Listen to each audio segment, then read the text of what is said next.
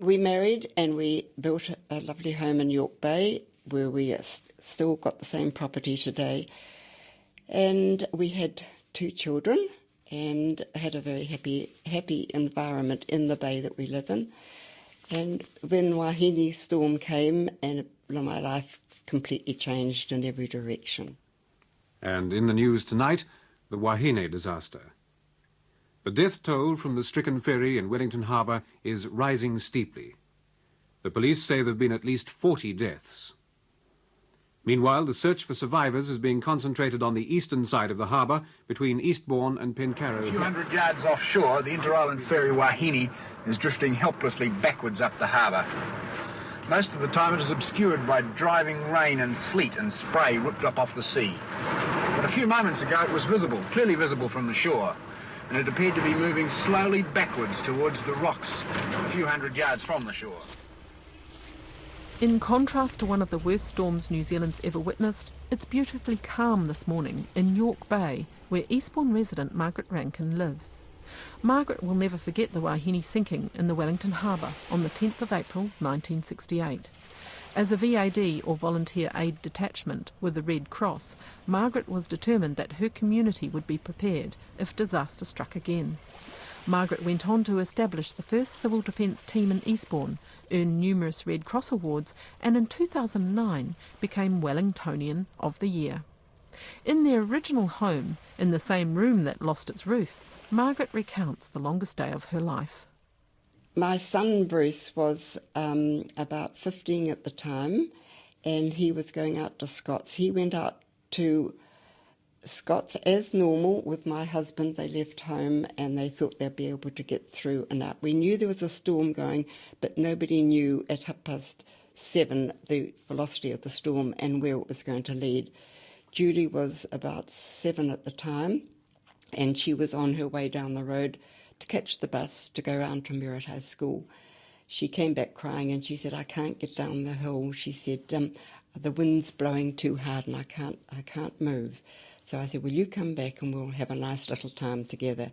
With that, my mother-in-law, who was living in the adjoining house up on the hill, rang and she said, my roof's going, come and get me." So I came up through the bush, and Mother was absolutely correct. The roof was going and it was just lifting like tissue paper. It was just flying all around the bay, just like tissue paper. And it was all very, very frightening. The wind was then getting at its highest peak. It was about 8:30 or 9 o'clock by this time, and in the morning. And you couldn't see out to the heads. You couldn't see anything.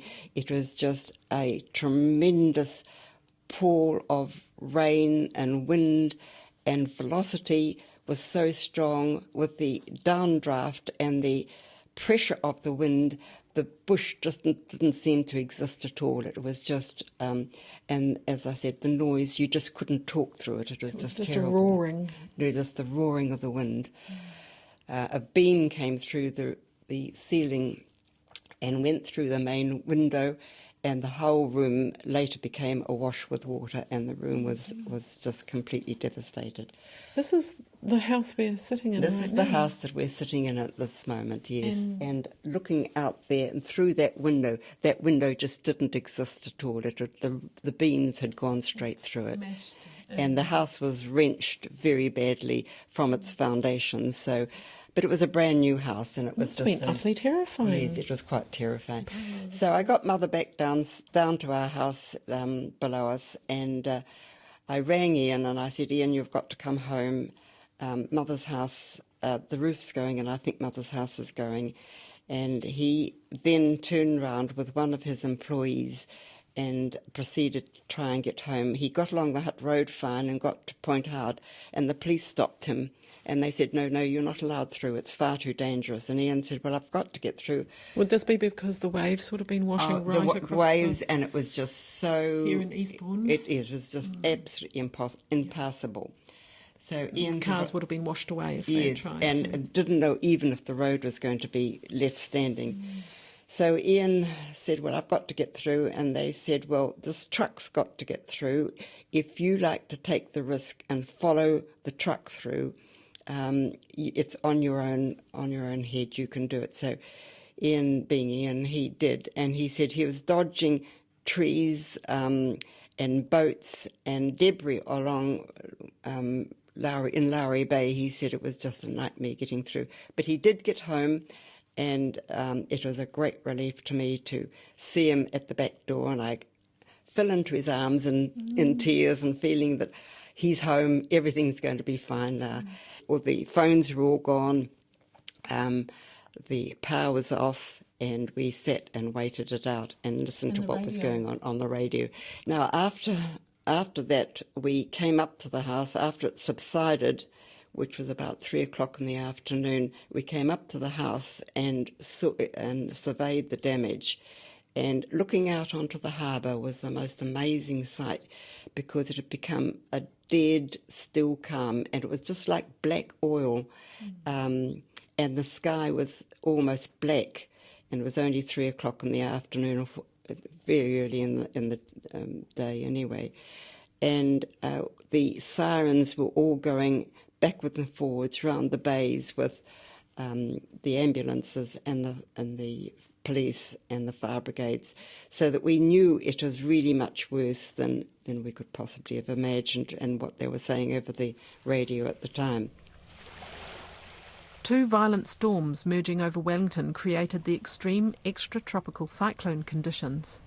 A total of 53 people lost their lives when the Wahine sank.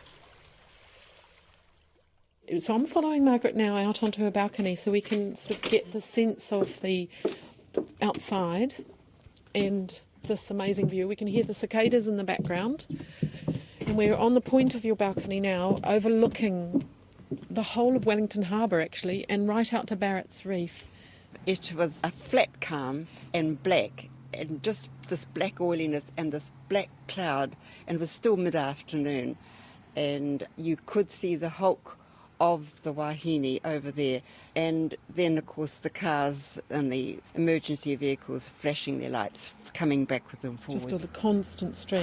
Yes, the constant street. And it was just so eerie, so and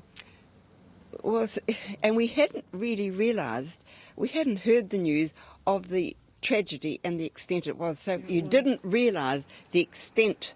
I mean, you didn't know that those people had all been lost round on Pincarrow cliffs on the shoreline around there. We knew none of that. We just had that very strong sense of tragedy. Something ominous had happened, and it wasn't until it all transpired later on in the evening, and people started to... how devastating it was. Yes, and babies had been separated from mothers and all the rest of it. And awful tragedy. Yes. And some incredible life-saving stories as well. Oh, yes. And people from your own communities and around the bays here jumping in and helping. Yes. Oh, no, they did. Red Cross. Yes. Well, not just Red. It was just the whole community. It was a community, yes. And in the same spirit of community, Margaret and her late husband Ian became the backbone of the Red Cross and civil defence movement on the coast. About a month later, our local constable, Gordon Hogg, came round to us all dressed up in his uniform, and he knocked on the front door and he said, Ian and I thought, oh, what on earth have we done wrong? What's happened? And he came in and he said, I want to talk to you two. And he said, Margaret, now, you've been a VAD, you know what first aid is all about. He said, I want you to start first aid classes around here in Eastbourne, and I want you to be involved with the Red Cross. And I said, well, yes, that's all right, I'm happy to do that. And he turned to Ian and he said, and you, Ian, are to be a warden in the bays. He said, what I'm doing is that I'm going round every bay in the area. He said, I'm setting up wardens posts in each area so that everybody knows where to go in an emergency, and everybody is to be a trained person to know how to care for the community. In first aid. And this was the beginning of the civil defence. Now, this was community. The actual beginning of civil defence, and later on civil defence emergency management seemed to follow, and to my mind it is still as valuable today as it was in those days back then.